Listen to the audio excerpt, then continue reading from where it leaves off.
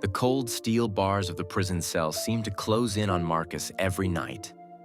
He would lie on the thin, lumpy mattress, staring at the cracked ceiling, replaying the worst day of his life in his mind.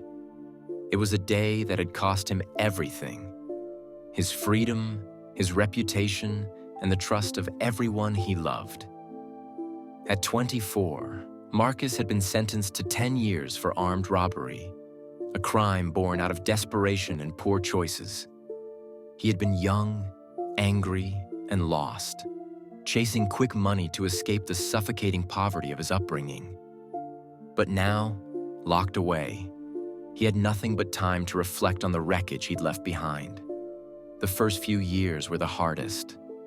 Marcus was consumed by anger, at himself, at the world, at the system that seemed designed to keep people like him down. He lashed out at guards, fought with other inmates, and spent weeks in solitary confinement. But one day, during a rare moment of quiet in the prison library, he stumbled upon a worn-out copy of Man's Search for Meaning by Viktor Frankl. The book, written by a Holocaust survivor, spoke of finding purpose even in the most hopeless circumstances.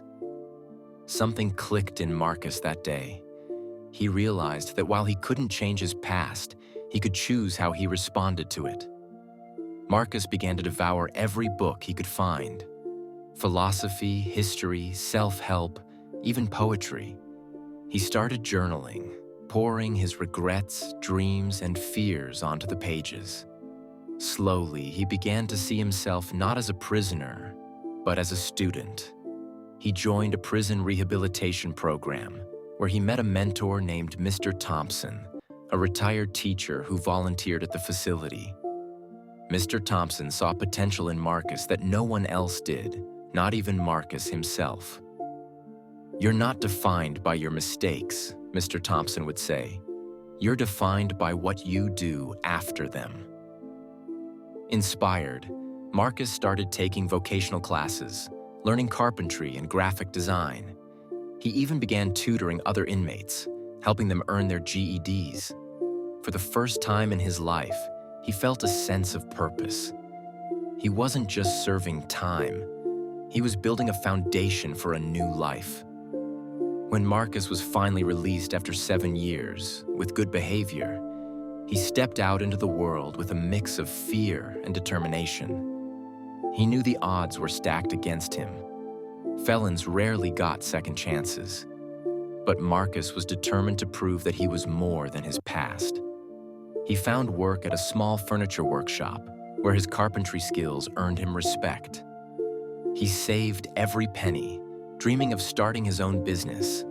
One day, while scrolling through social media, Marcus saw a post about a local nonprofit that helped former inmates reintegrate into society. He reached out, offering to share his story. To his surprise, they invited him to speak at an event. Standing on that stage, Marcus felt a surge of emotion as he looked out at the audience.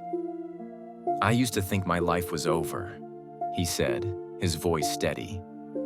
"But I've learned that our lowest moments can be the starting point for our greatest comebacks. I'm not here to ask for pity or forgiveness. I'm here to tell you that no matter how far you've fallen, you can rise again." His speech went viral, and soon Marcus was invited to speak at schools, community centers, and even corporate events. He used his platform to advocate for prison reform and to mentor young people at risk of falling into the same traps he had. Eventually, he launched his own nonprofit, Second Chances, which provided job training and support for formerly incarcerated individuals.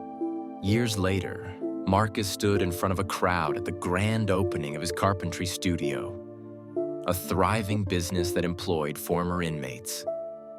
His mother, who had stood by him through it all, wiped tears from her eyes as she watched her son cut the ribbon. "I'm so proud of you," she whispered. Marcus smiled, thinking of the long, hard road that had brought him here. He had turned his pain into purpose, his mistakes into a mission.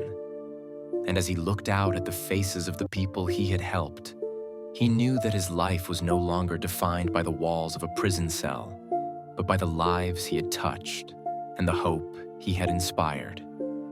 Our moral today of this story: your past does not define your future. No matter how far you fall, it's never too late to rise again. Redemption is not about erasing your mistakes, but about learning from them and using your experiences to create something meaningful. Every setback can be the foundation for a comeback, and every life has the potential for purpose.